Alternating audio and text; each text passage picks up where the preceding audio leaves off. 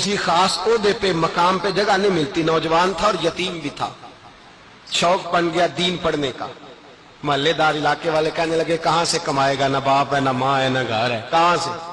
हजरत रूमी कहते हैं नौजवान ने जंगल में झोंपड़ी लगा ली।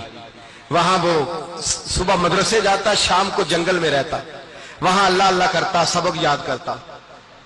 एक दिन बादशाह की बेटी रास्ता भूल गई, जंगल में आई सहेलियों के साथ, बॉडीगार्ड भी साथ थे, पर रास्ता भूल गई। खोती खोती शाम हो गई, ऐसी खोई कि जब रात गहरी हो गई तो आके उस नौजवान के पास रुकी और चिल्लाने लगी। शेर के दहाड़ने की आवाज आती है, भेड़िए के बोलने की आवाज आती है। नौजवान अकेला, सहेलियां बिछड़ गई, गार्ड बिछड़ गए। कहने लगी मैं परेशान हूं, मुझे जगह मिल जाएगी। नौजवान कहता मैंने शहजादी देखी और मुझे भी पता था कि घर एक ही है और रात को अंदर से दरवाजा भी बंद करना पड़ता है, जंगल जानवर भी आ जाते हैं। कहते मेरी छोटी सी कुटिया में, झोंपड़ी में वो आई, रो के कहने लगी सहारा कोई नहीं, अगर मैं पीछे निकलूंगी तो भेड़िए खा जाएंगे। कहते मैंने उसे जगह दे दी। अकेली औरत, चिराग जल रहा है, सबक याद कर रहा हूं।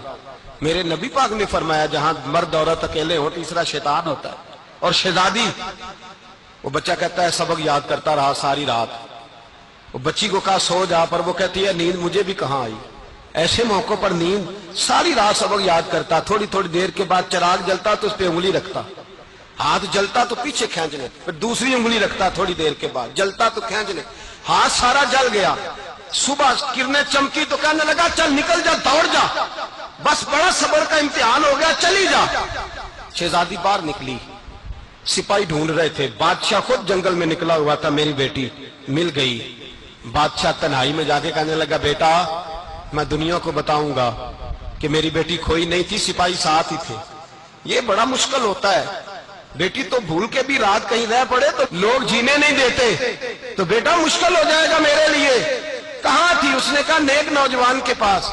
उसने कहा बेटा मैं तो तेरी बात मानूंगा पर दुनिया नहीं मानेगी। अगर उस नौजवान ने किसी को बता दिया कि तू उसके पास थी तो फिर लोग मेरा जीना मुहाल कर देंगे। बेटा मैं मर जाऊंगा, मेरी मजबूरी ये है कि वो कहीं राज ना उगल दे वो नौजवान, उसे कत्ल करना पड़ेगा।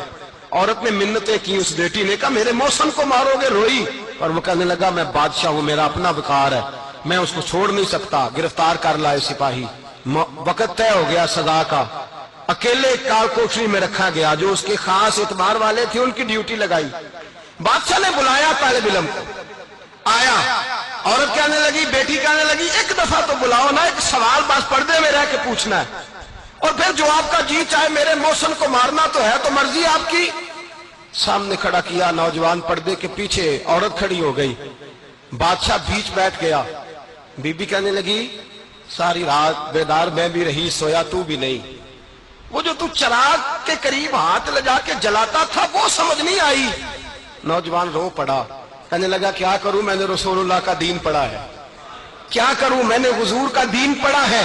मैंने पढ़ा है कि जानी को सबसे नीचे दोज़ख के सबसे निचले दर्जे में जलाया जाएगा, उसे जहन्नमियों का पीप और रोशा पिलाया जाएगा, गंध खिलाया जाएगा। ये रवायतें पड़ी हुई थी। थोड़ी थोड़ी देर के बाद शैतान मुझे कहता था बदकारी कर ले। मैं अपना हाथ उसी वक्त जब शैतान मशवरा देता तो मैं आग पे करता। मैं कहता अगर ये बर्दाश्त हो गई तो वो भी हो जाएगी। जब हाथ जलता तो मैं समझ जाता नहीं तुझसे तो ये नहीं बर्दाश्त होती तो वो कैसे होगी। फिर मुझे शैतान मशवरा देता कोई देख नहीं रहा, तू बुलाने नहीं गया, खुद आई। मैं दूसरी उंगली लगा देता। मैंने हाथ जलाया और मैं समझ गया जब छोटे से चिराग की इतनी सी शमा की आग नहीं बर्दाश्त होती तो दोज़ख की कैसे बर्दाश्त होगी। कहता मैं बाज आया। बादशाह ने ये कहानी सुनी, लफ्ज सुने तो चीख मार के रोया। कहने लगा तालिब इल्म तू तो मेरे नबी का सच्चा गुलाम है और मेरे रसूल के जो सच्चे गुलाम होते हैं उन्हें फांसियां नहीं दी जाती, उन्हें तख्त पे बिठाया जाता है। अब तुझे सजा नहीं होगी बल्कि मैं अपनी बेटी का निकाह तेरे साथ करूंगा और मेरे बाद इस सल्तनत का बादशाह भी तू ही बनेगा। अब वो नौजवान वहां नारे लगा रहा है, कहता लोगों तुम मुझे कहते थे दीन से क्या मिलता है, दीन से तो अल्लाह तख्त व ताज भी अता फरमा देता है। अगर नौजवान शर्मो हया वाले बन के रहे अल्लाह सारी इज्जतें दे देगा।